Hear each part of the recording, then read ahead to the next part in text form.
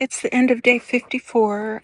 I've had a relaxing day off. I've noticed the older I get, my voice sounds different. It sounds more shaky than it ever has. I noticed my aunt seems like her voice has changed a little, and a lot of people's voice changes as they get older. It's interesting to hear your voice become different.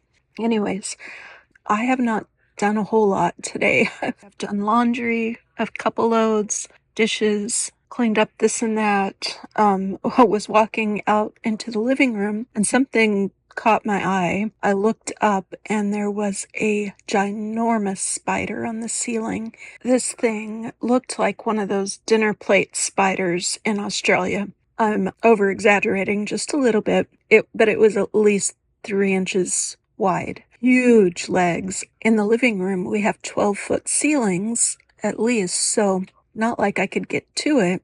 I am not a fan of anything creepy crawly, and so I grabbed my dad. He's also not a huge fan of killing things if you don't have to.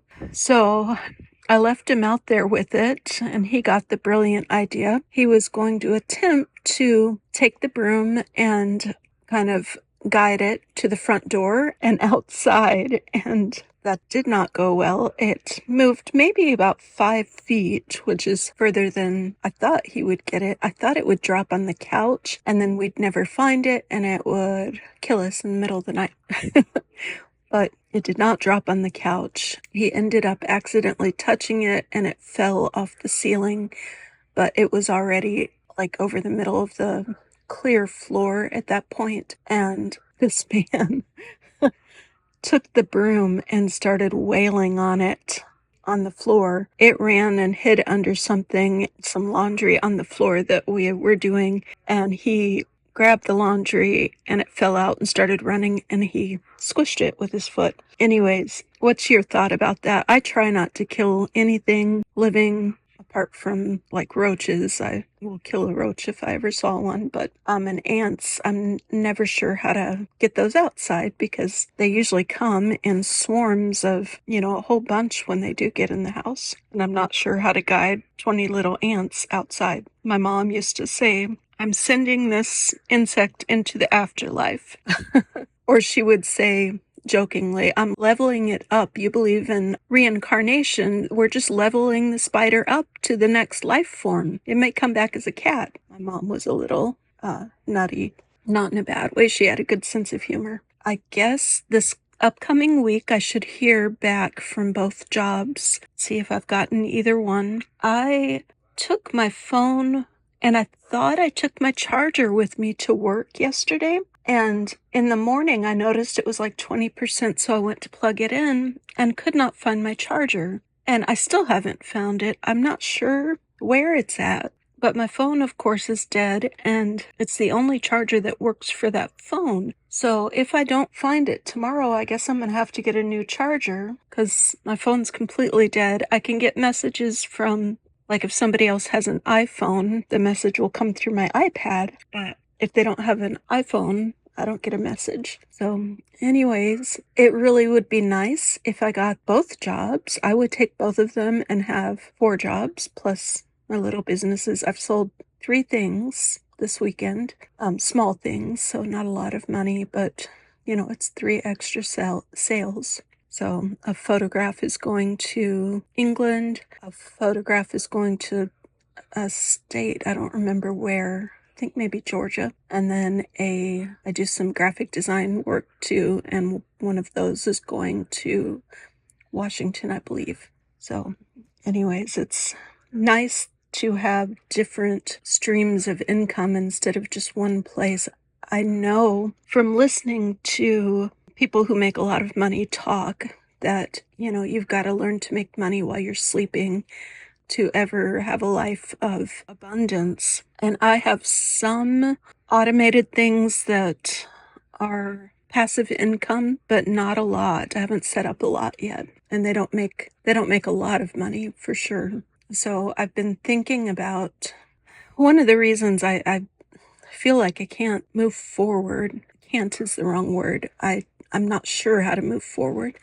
I don't know which path to take. I think that I would be really good at setting up the little Amazon print journals and stuff and coloring books and all that. I looked into it a few years ago and never actually followed through with things, even though I made a couple little things, but I never uploaded anything. But I really think that that could be one source of revenue for me. I hear people make like 100 different items and put them on there, so it would take quite a bit of work. I'd be willing to do it for sure. Just, I'm not sure, what route to take. I also keep thinking I need to get together my own website for photography, for both my fine art photography that I sell and for like portrait photography, so that people know near me could call me and I could book portrait sessions or weddings or whatever. And then, there's all these different paths that I could follow to get things going. Another thing I want to do is move my graphic design shop.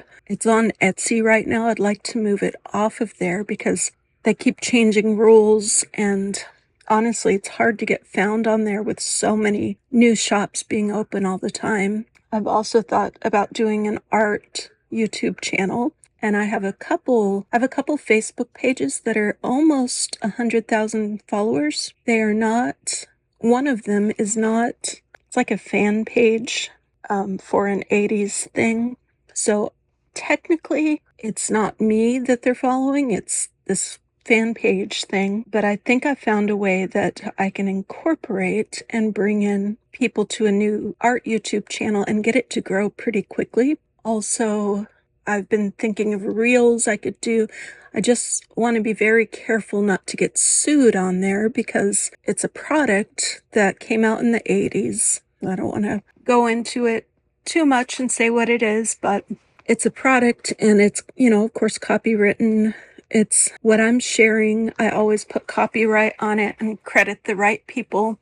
And then it kind of was a franchise, so I'll put different products on the page and then links to the old products. They're no longer being sold anywhere. Then my second page was for my cat that I had that has since passed. He passed around 2020, and I kept the page going for a long time, just posting random cat things until I started getting bombarded in the comment sections with those fake scammers and stuff. And so I kind of just let it go, but it had 80,000 followers. The other page has 90,000. And then I've got maybe 4 or 5 others with anywhere from like 300 followers to, I think my next highest is like 8 or 10,000 or so. I know that somehow you can make money with those. I just don't know how. But yeah, I don't know like what the next best step is for me. And that, I think, is why I don't take action a lot, because I'm not sure what to do.